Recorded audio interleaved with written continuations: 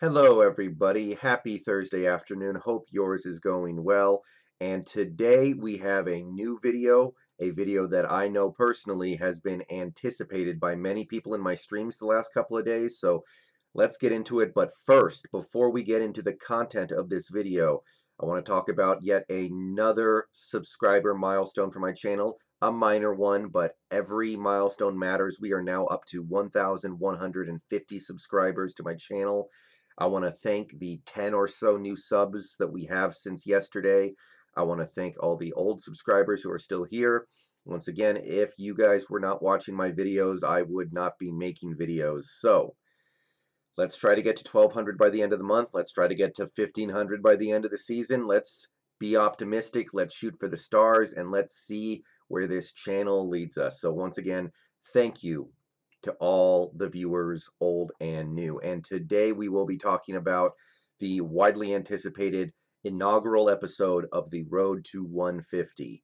What is our pass rush doing? How did it look in week one? How are the players performing? And how does it stack up to expectations and necessary production? So, we're going to go through each player on defense. We're going to see how they performed in week one in terms of their pass rush production, and we're going to see if we are on pace to meet the 150 that I desired.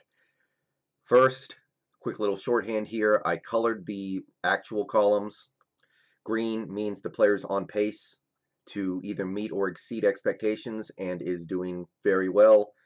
Yellow means the player is not on pace to meet expectations, but there's nothing to be concerned about. And red means that the player is not on pace to meet expectations and there is actually something to be concerned about. So we will be starting in a little bit of a negative note with Rasheem Green. On Sunday, he generated one total pressure. He generated one pressure. By itself, I would not be concerned about this. I would normally not really be concerned about anything after just one game, but it's not just the fact that he got one pressure, it's the fact that he got hurt, came out of the game, missed a lot of plays, and ended up not practicing yesterday and having his status being up in the air for this Patriots game. So, off the bat, immediately, Rasheem Green has seen his ability and his just season as a whole become a little bit of a question mark. Even if he plays on Sunday, there's a very good chance he's not going to be 100%. We don't know how that's going to affect his game. We just don't know yet, but I am immediately concerned about the guy that I expected to be our best pass rusher this year. I expected Rasheem Green to average about two pressures a game. It's not going to be easy when you take into account the fact that he may now be playing injured. So I am a little concerned about Rasheem Green. He is off pace, and depending on what we see the next couple weeks, he may very well become very off the pace. But we're going to need a few more weeks to sort it out. But I can say right off the bat, Rasheem Green's injury concerns me. All right, so moving on, we have Benson Mayowa next, and he had a great Sunday. He had two big plays on fourth down to get off the field, and he had two total QB pressures, a sack, and a hurry. So he got off to a good start in 2020. He's on pace to do everything we wanted him to do, everything I wanted him to do at least. So good start for Benson Mayowa. Also a good start for LJ Collier. He came in hot and heavy with the two pressures in one game. And I kept expectations low for LJ this year. I said 7. He is well on pace to meet that. If he can keep that up, if he can even keep up half of it, we're going to be in pretty good shape with LJ Collier this year. Alton Robinson did not play, so of course no pressures, no concern there. Demontre Moore played a little bit. He did get one QB pressure. I said he was going to get 8 this year, so he's looking good. He's on pace. Everything looks cool here. I think he can earn more playing time as the season goes on. DeAndre Walker did not play. Jaron Reed, one QB pressure. I'm a little disappointed in Reed only being able to generate one pressure in a game where the Falcons dropped back to pass 57 times. But nothing to be concerned about yet. We got to see a couple more weeks. It is very possible that Jaron Reed was getting double teamed quite a bit in that game. So I'm not concerned about it, but he is technically off the pace a little bit, and future games are going to make his job a little bit harder because we're not going to be seeing teams pass the ball that much. Poona Ford, no pressures. Brian Monet, no pressures. Darrell Taylor, still hurt, did not play. So the defensive line total generated 7 pressures. And again, if you take a look at the game plan that the Falcons came up with and the play calls that the Falcons had, 7's a little underwhelming, but we also know that a few of the players who we expect big contributions from either did not play on Sunday or played a lot less than we expected, namely Rasheem Green. So let's move on to the linebackers. Did the linebackers generate pressure? Nothing from Bobby Wagner, nothing from KJ Wright, but leading the team.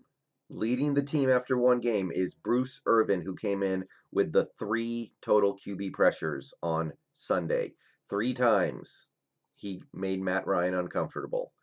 I think it was 2 QB hits and 1 hurry. So good start to the season for Bruce Irvin.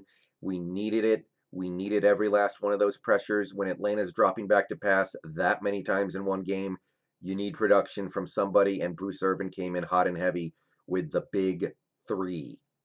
Jordan Brooks, he got on the field a little bit, did not blitz, so did not generate a pressure. Cody Barton played 1 snap, I think, and did not generate a pressure. Ben Burke-Irvin did not play on defense, did not generate a pressure. So, cornerbacks, let's blow through this real quick because I'll tell you right now, nothing's going on here. Griffin, no pressures. Dunbar, no pressures. Trey Flowers, no pressures. Ugo Amadi, no pressures. Nico Thorpe, no pressures. I expected no pressures from anybody here, except I threw one kind of random pressure to Trey Flowers because I feel like that's a pretty decent part of his game, but nothing from the cornerbacks yet after one game. And frankly, we need them to focus on their ability to cover after week 1, not so much getting after the QB. All right, last up, let's take a look at our safeties after one game. Jamal Adams, of course, with the big 2. He had a sack and he had a QB hit. So his pressures, not only did he pick up 2 of them, those pressures were valuable ones. Those pressures were powerful. One of them should have forced an incomplete pass. Another one got off the field on 3rd down. So Jamal Adams, not only is he well on pace to meet expectations, he's well on pace to surpass them. And based off what I saw on Sunday, he is almost certainly going to surpass my modest expectation of 9 total QB pressures. The rest of the safeties, nothing yet. Nothing from Diggs, nothing from Blair. He got blitzed a few times, though, so I am anticipating that as the season goes on, he's going to pick up a few, but nothing yet. Delano Hill, nothing from him, so that is 2 total pressures from the safeties. And add it all up, what do you get? 12. 12 total QB pressures in week 1. And is that good? Is that bad? Are we on pace? It kind of depends on how you look at it because technically, yes, 12 pressures in a game puts you on pace to easily surpass 150. That puts you on pace to be closer to 170 or 180. So, in that sense, okay. However, as I have said many, many times, the Falcons drop back to pass 57 times. So, when you look at it that way, it's a little less impressive. That means we were generating pressure on slightly more than 20% of their passing plays, which is not great. It's not exactly what we're looking for. And if it holds in future games, like say this weekend, you might only be looking at 4 or 5 pressures if the Patriots limit their passing attack. And we're definitely going to be playing some teams this year that don't pass the ball nearly as much as Atlanta. Not only this weekend, we play the 49ers twice. You know they're going to run the ball a lot. We have games against the Vikings, who I think are very likely to want to run the ball a lot. We have a game against the Eagles. They're probably going to be running the ball a lot. So while we are technically on pace on a per game basis, the production per pass rush snap needs to go up. And we can clearly see here where it can come from. We can clearly see where some players can improve. I mean, Jaron Reed played almost 70 snaps on Sunday and only had 1 pressure. We can reasonably expect that number to come up, even if Jaron Reed is not the Jaron Reed from 2018. Rasheem Green is another one. He didn't play very many snaps on Sunday because he got hurt. If he plays more snaps, which I expect him to do if he's healthy, we can expect more production from him. So it's clear where the extra QB pressures need to come from. We just need those players to go out there and perform. So After week 1, the pass rush is somewhere in the middle. It wasn't a bad game, but it needs to get better if we're going to meet my expectations and needs in 2020. And with that, I'm going to go ahead and get out of here. Thank you to everybody for checking out the initial episode of the Road to 150. Technically on pace, but realistically, we need to get better. And I will see you guys tonight in stream. I will see you guys in videos tomorrow. Go Hawks. Happy Thursday.